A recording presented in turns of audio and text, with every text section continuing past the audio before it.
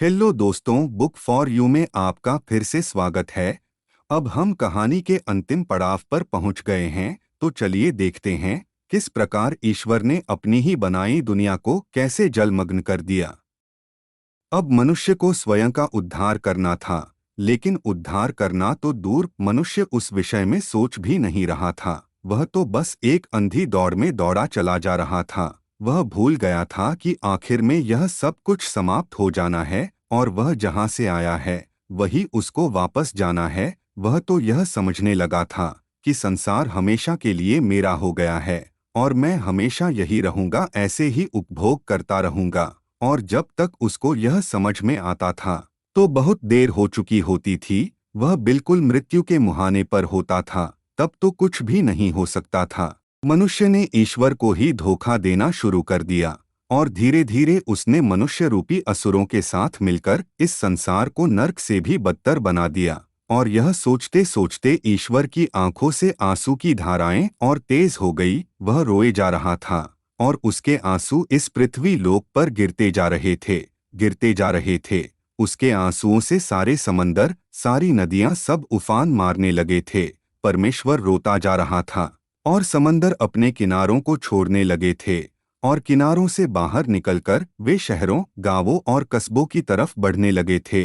पूरे पूरे समुद्र और नदियां ने अब हजारों मील ऊंची लहरों के साथ अपने संतुलन को खो दिया था। जैसे जैसे परमेश्वर के आंसू बहते जा रहे थे, जल का स्तर बढ़ता चला जा रहा था। और फिर मनुष्यों ने देखा कि सारे समंदर और नदियों ने अपने किनारों को छोड़ दिया है और हजारों मील ऊंची लहरें उनकी तरफ बढ़ रही हैं। एक एक करके शहर, गांव, कस्बे सब डूबने लगे थे। लोग एक दूसरे को संपर्क करके उनको बता रहे थे। रात का अंधेरा था और धीरे धीरे जल पूरी पृथ्वी को अपने आगोश में लेने लगा था, क्योंकि परमेश्वर ने यही एक कठोर निर्णय ले लिया था कि अब मैं इस पृथ्वी को, अपनी चहेती पृथ्वी को और उससे भी चाहते मनुष्य को या किसी भी प्राणी को अब मैं जीवित नहीं रखूंगा। मुझे निर्णय लेना ही होगा।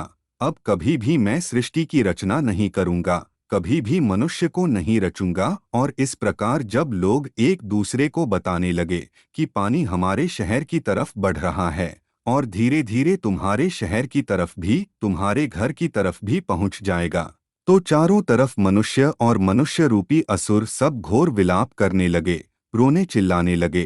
कोई दौड़कर अपनी धन की पोटली से चिपक गया, कोई दौड़कर अपने घर को निहारने लगा, कोई दौड़कर अपनी घोड़ा गाड़ी के पास पहुंच गया। सब यही सोच रहे थे कि इतने सालों की मेहनत के बाद हमने यह सब धन दौलत इकट्ठी की है और यह सब एक पल में समाप्त होने वाली है। हम सब लोग आज की रात मरने वाले हैं। और सब रोने चिल्लाने लगे, परमेश्वर से मदद की गुहार करने लगे, अपनी जान की भीख मांगने लगे। हे परमेश्वर, हमें क्षमा कर दो, हमसे गलती हो गई। अब हम अपनी गलतियों को सुधारेंगे, धर्म के मार्ग पर चलेंगे। परंतु अब बहुत देर हो चुकी थी। परमेश्वर ने इससे पहले सारे प्रयास करके देख लिए थे और वह जानता था कि अगर उन्हें माफ भी कर दिया जाए तब भी वह लोग सुधरेंगे नहीं, फिर से अधर्म के मार्ग पर चल देंगे। वो आज इसलिए कह रहे हैं क्योंकि वो आज फंस गए हैं। उन्हें पता चल गया है कि अब जीवित नहीं बचेंगे और वह धन दौलत को भी गवा देंगे, इसलिए वे यह सब बोल रहे हैं। परमेश्वर ने उनकी एक नहीं सुनी और धीरे धीरे जल सब जगह फैलता चला गया। लोगों ने हजारों मील ऊंची लहरों को अपनी तरफ आते हुए देखा और उसमें समाते हुए अपने धन दौलत, घर मकान, अपने परिवार के सदस्यों को देखा और अंततः स्वयं को भी उससे नहीं बचा पाए। धीरे धीरे जल ने पूरी पृथ्वी को अपने आगोश में ले लिया। परमेश्वर के आंसुओं ने अपनी ही बनाई हुई सबसे प्रिय सृष्टि को, सबसे प्रिय मनुष्यों को डुबो दिया था, समाप्त कर दिया था। और रोते रोते उसने एक क्षण नीचे देखा, पूरी पृथ्वी जल में डूब गई थी, जलमग्न हो गई थी। वह अपने बच्चों को रोते बिलखते जल में डूबते हुए, अपने हाथों से बनाई हुई अपनी सर्वश्रेष्ठ रचना को नष्ट होते हुए देख रहा था। लेकिन उसका हृदय इतना कष्ट में था, उसका हृदय इतना टूट गया था कि सब कुछ देखते हुए भी वह चुपचाप बैठा था, बस रोए जा रहा था। और धीरे धीरे पूरी पृथ्वी उसके आंसुओं से भर गई। चारों तरफ उसके अश्रु रूपी जल ही जल दिखाई दे रहा था, और उस जल में दिखाई दे रहे थे तैरते हुए शव, मनुष्यों के भी और असुरों के भी, और तैरता हुआ दिखाई दे रहा था लोगों का अनमोल धन, अनमोल संपत्ति, जिसकी अब कोई कीमत नहीं थी। सब कुछ नष्ट हो गया था, सब कुछ खत्म हो गया था। जो लोग अपने आप को भगवान समझने लगे थे, वे भी इस जल में समा गए थे, उनका भी अस्तित्व खत्म हो गया था। और जो असुर हमेशा से अपने आप को ईश्वर से ऊपर समझते थे, वे भी आज जल समाधि में पहुंच गए थे।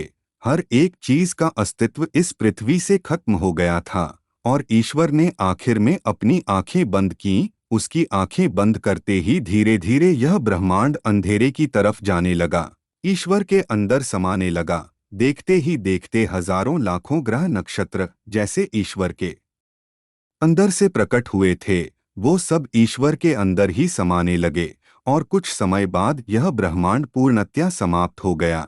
ईश्वर आंखें बंद करके फिर से साधना में लीन हो गए, और चारों तरफ फिर से वही घुप अंधेरा, जहां ना कोई जीवन था और ना जीवन के आसार। ईश्वर पुनः अपनी पूर्व स्थिति में चले गए थे। पूरी सृष्टि लाखों वर्षों की यात्रा करके एक बार फिर से शून्य में चली गई थी।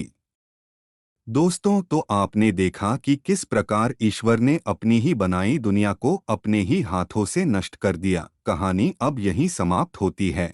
अगर ये कहानी आपको अच्छी लगी हो तो कृपया वीडियो को लाइक कर दें और चैनल को सब्सक्राइब कर लें। मिलते हैं अगली कहानी में। धन्यवाद।